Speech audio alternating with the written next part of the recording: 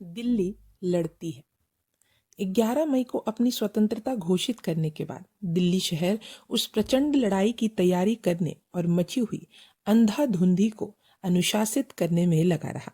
दिल्ली के परंपरागत तख्त पर मुगल बादशाह को बैठाकर क्रांतिकारियों ने जो एक शक्ति केंद्र तैयार किया वह इतना शक्तिशाली था कि उसके नाम के प्रभाव से स्वतंत्रता संग्राम स्थिर हो गया।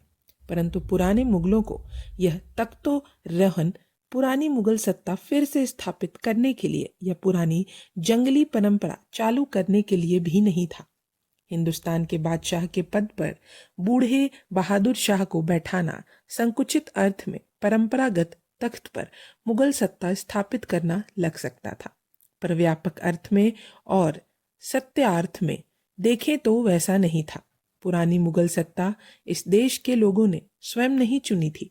हिंदुस्तान पर विजय भावना और आक्रामक वृत्ति से एवं स्वाभिमानुशून्य देशद्रोही कार्यवाहियों के कारण वह मुगल सत्ता पर हम पर जबरन ला दी गई थी। आज कोई ऐसे बल से बहादुर शाह को बादशाही पर नहीं बैठाया गया था। नहीं, वैसा करना तो असंभव था, क्योंकि वैसे सिंहासन तो जीतने पड़ते हैं, वे स्वागत योग्य नहीं माने जाते। वैसा करना आत्मघाती होता, क्योंकि वैसा करने का अर्थ था गत 3-4 शताब्दियों तक हिंदू शहीदों ने अपनी स्वतंत्रता के लिए जो खून बहाया था वह व्यर्थ गया, ऐसा माना जाता। अरबस्तान की जंगली टोलियों ने इस्लाम को स्वीकार करते ही आक्रमण वृत्ति और पश्चिमी में आक्रमण करके प्रदेश को पदाक्रांत किया था। कहीं उनका प्रतिकार हुआ ही नहीं। इस कारण देश के बाद देश, एक मानव जाति के बाद दूसरी मानव जाति और जबरन मुसलमान बनाते इस्लामी सत्ता दौड़ती चली। इस अविरोध आंधी का पहल किसी भी तरह का समझौता ना करते महान पराक्रम और निर्भयतापूर्ण निश्चय से किसी ने विरोध किया हो तो वह भारत ने ही किया था। अन्य राष्ट्रों के इतिहास में ऐसा विरोध अपवाद में ही दिखता है। यह युद्ध 5 शताब्दियों से अधिक चलता रहा था। इन विदेशी आक्रमणकारियों से स्वयं के जन्म सिद्ध अधिकार के लिए हिंदुओं ने 5 शताब्दियों से अधिक समय संरक्षणात्मक युद्ध चालू रखा था।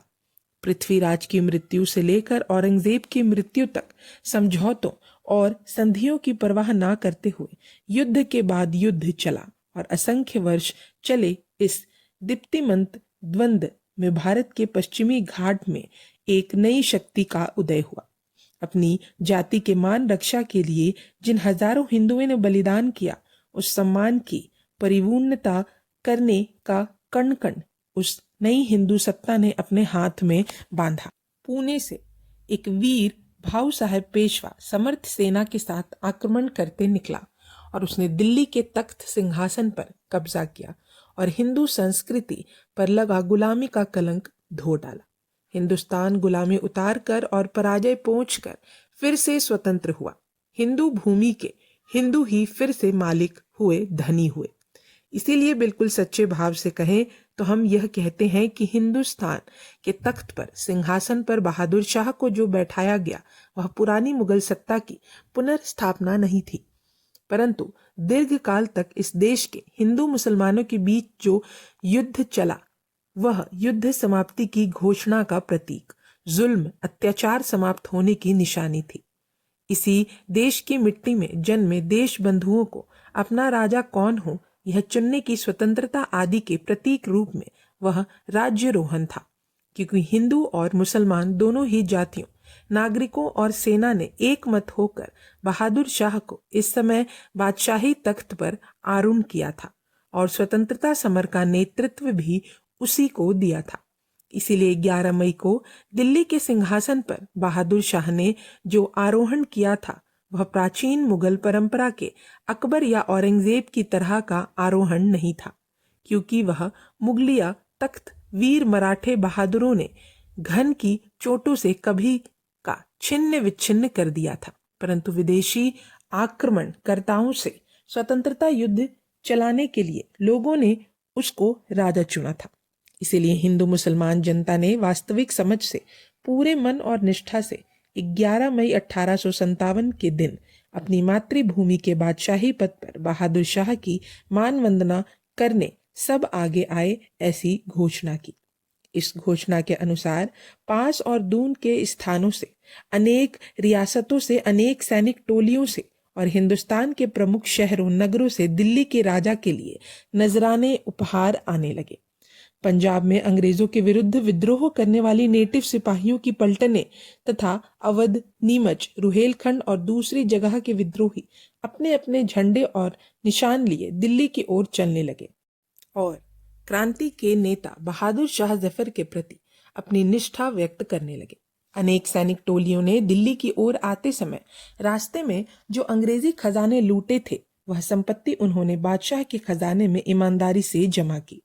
इतनी सालकृत सिद्धता होते ही सारे हिंदुस्तान देश के नाम एक घोषणा पत्र जाहिरनामा प्रसारित किया गया और उसमें स्पष्टता से घोषित किया गया, अब विदेशियों के साम्राज्य और फिरंगियों की राज सत्ता का अंत हो चुका है और सारा देश अब स्वतंत्र और परदास्ता से मुक्त हो गया।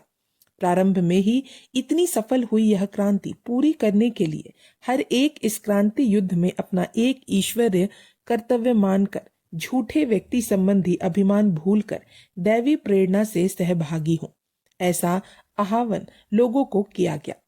उसमें कहा गया कि हर व्यक्ति यह ध्यान में रखे कि अपना यह विद्रोह केवल स्वधर्म रक्षा के लिए ही है, दूसरा कोई भी लालच इसके पीछे नहीं है। जिसको परमेश्वर से निश्चय एवं इच्छा शक्ति का वरदान मिला है, वे सब ही एक लाभ और क्षण भंगुर देह की आशा छोड़कर अपने प्राचीन धर्म का रक्षण करने के लिए हमेशा सहयोग करें। सार्वजनिक हित के लिए लोग अपने स्वार्थ को तिलांजलि देने की ठान लें तो अपनी इस पवित्र भूमि पर एक भी अंग्रेज मनुष्य रह ना पाए। हर एक यह ध्यान में रखें कि अपने जीवन की डोर टूटे बिना कोई भी मरता नहीं और जब काल की कृपा हो जाए तब कोई भी अपने प्राण बचा नहीं सकता। शीतला की बीमारी और अनेक रोगों में आदमी मरते रहते हैं, पर स्वधर्म युद्ध में प्राण अर्पण करने वाला शहीद हो जाता है, हुतात्मा होता है और इसीलिए हिंदुस्तान की पवित्र भूमि से हर एक फिरंगी को भगा देना या उसे मार डालना हर एक स्त्री पुरुष का पवित्र कर्तव्य है। ऐहिक लाभ की कोई भी आशा न रखते हुए जो धार्मिक कर्तव्य भावना से प्रेरित है, वे हमसे आकर मिले।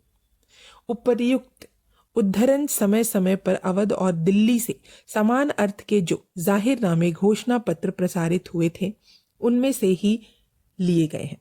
एक जाहिरनामा स्वयं दिल्ली के बादशाह ने प्रकाशित किया था और उसकी प्रसिद्धि सारे हिंदुस्तान भर में व्यापक रूप से हुई थी। देश के सुदूर दक्षिण सिरे तक उसकी प्रतियां हाथों हाथ बाजार और सेना में भी पहुंच गई थी। उसमें कहा गया था, हे हिंदू और मुसलमान भाइयों, अपने पवित्र धार्मिक कर्तव्य की पूर्ति करने के लिए हमने जनता से हाथ मिलाया है। इस समय कोई डरपोकपना दिखाए या ढोंगी अंग्रेजों के झूठे आश्वासनों पर विश्वास करे, उसके मुंह पर कुछ ही समय बाद कालिख पोती जाएगी और इंग्लैंड को स्वामित्व स्वीकार कर उससे मित्रता जोड़ने वाले लखनऊ के नवाब को जैसा दंड मिला वैसा ही उसको मिलेगा। इसीलिए इसके बाद सारे हिंदू और मुसलमान अंग्रेजों से चल रहे इस झगड़े में इकट्ठे आकर अपने किसी भी आदरणीय नेता की नीति पर चलने को तैयार हो जाए। इस तरह देश में शांति और सुव्यवस्था स्थापित करने में हमारी सहायता करें, गरीब लोगों को संतुष्ट रखने के लिए प्रयास करें और उनको अधिक अधिकार व प्रतिष्ठा प्राप्त करने का अवसर उपलब्ध कराएं। जिसको संभव हो वह इस घोषणा पत्र की प्रतियां बनाकर गांव के मुख्य स्थानों पर चिपकाएं। ऐसा करते समय उचित युक्ति का उपयोग करें और पकड़े ना जाने की दक्षता रखें और उसका प्रचार होते ना होते अपनी तलवारें निकाल फिरंगियों पर प्रहार करें। अंग्रेजी सत्ता के विरुद्ध स्वतंत्रता युद्ध घोषित करने के कुछ ही समय बाद वह युद्ध चालू रखने के लिए दिल्ली के क्रांतिकारियों ने शस्त्र और गोला बारूद का उत्पादन करना आरंभ कर दिया। तोपें, बंदूकें और छोटे हथियार बनाने के लिए एक बड़ा कारखाना चालू किया गया और इस शस्त्र उत्पादन पर देख रेख के लिए कुछ फ्रेंच लोगों को नौकरी पर रखा। गोला बारूद रखने के लिए 2-3 गोदाम बनाए गए और रात दिन काम चालू रखकर कामगारों से भरपूर गोला बारूद निर्माण करने की व्यवस्था की गई। सारे देश में कानून से गौवध बंदी लागू की गई और एक बार कुछ सिरफरे मुसलमानों ने हिंदुओं का अपमान करने के लिए उनके विरुद्ध जिहाद की घोषणा की। तब उस बूढ़े बादशाह ने अपने लवाजमे के साथ हाथी पर बैठकर सारे शहर से एक विशाल जुलूस निकालकर यह घोषित कर प्रकट किया कि अपना यह जिहाद केवल विदेशी फिरंगियों के लिए है, हिंदुओं के विरुद्ध नहीं है। जो कोई भी गाय की हत्या करता पाया जाएगा उसे तोप से उड़ा दिया जाएगा या उसके हाथ काट दिए जाएंगे। अलग अलग रेजिमेंटों व टोलियों को भिन्न भिन्न राजपूतों के नाम दिए गए। अंग्रेजों के विरुद्ध क्रांतिकारियों की इस लड़ाई में कुछ यूरोपियनों ने भी सहयोग दिया। बुंदेल की सराय की लड़ाई के बाद अंग्रेजी सेना को आगे की सैनिक कार्यवाही करने के लिए बहुत उचित स्थान मिल गए थे। दिल्ली की चार दीवारी के एक छोर तक आकर भिड़ी और यमुना नदी के आगे 4 मील तक दूर फैली हुई टेकरियों की श्रृंखला थी। अंग्रेज जिस रिजे कहते थे, उन टेकरियों की प्राकृतिक ऊंचाई युद्ध की दृष्टि से बहुत लाभदायक थी। पास पड़ोस के समतल प्रदेश की अपेक्षा टेकरियां की ऊंचाई 50-60 फीट होने से वहां से तोपों की निरंतर और प्रभावी मार करने के लिए उस स्थान का अच्छा उपयोग हो सकता था। इन टेकरियों के प्रदेश से लगी हुई यमुना की चौड़ी नहर थी, जिसमें इस वर्ष जोरदार वर्षा होने से जून माह में भी अच्छा पानी था। वह नहर पीछे की ओर होने से अंग्रेजों के शत्रुओं की ओर से भी उस नहर को कोई धोखा नहीं होना था। केवल सामने से दिल्ली की ओर से क्रांतिकारियों के जैसे हमले होते थे, वैसे ही पीछे की ओर से पंजाब की ओर से यदि हमले हुए होते तो अंग्रेजों की शामत आ जाती। अंग्रेजों के सौभाग्य से पंजाब ने उनकी ओर से ही लड़ना की ठानी। नाभा, जिंद और पटियाला के राजाओं द्वारा पंजाब के राजमार्गों की सुरक्षा किए जाने से अंग्रेजों को धान्य, आदमी एवं गोला बारूद की आपूर्ति बिना धोखे के हो सकी। इस सारी घटना के इस तरह बन जाने से हिंदुस्तान के अभाग्य से अंग्रेजों को अति अनुकूल परिस्थिति प्राप्त हुई। दिल्ली पर मार की जा सके ऐसी ऊंचाई, शत्रु की मार से अंग्रेजी डेरा सुरक्षित रहे ऐसा समतल प्रदेश, शत्रु के जासूसों को भी प्रवेश नहीं मिल पाए ऐसी चार दीवारी, पास में ही ताजा और भरपूर पानी, पंजाब की ओर से आ रहे मार्ग और वे मार्ग निष्ठावान रियासती सैनिकों द्वारा अपनी गांठ को खाकर सुरक्षित रहे और खुले। ऐसी सारी अनुकूल परिस्थिति के कारण ब्रिटिश कमांडर बार्नोड और उसके अधीनस्थ अधिकारियों का आत्मविश्वास बढ़ा और वे गर्व से कहने लगे, अब दिल्ली जीतने के लिए एक भी दिन नहीं लगेगा। और फिर जिस दिल्ली को जीतना एक दिन का भी काम नहीं है, उसके लिए 2 दिन क्यों रुका जाए। अभी इस क्षण उस पापी और देशद्रोही शहर को चारों ओर से आक्रमण करके धूल में मिला देने का आदेश अंग्रेजी सिपाहियों को क्यों न दिया जाए। पंजाब अपनी सेना की रीढ़ की हड्डी है और वह स्वामी निष्ठा से सहयोग को तत्पर है। तब दिल्ली जीतने के लिए अधिक देर तक घेरा डालकर बैठने का दुर्बलों जैसा रास्ता क्यों अपनाया जाए।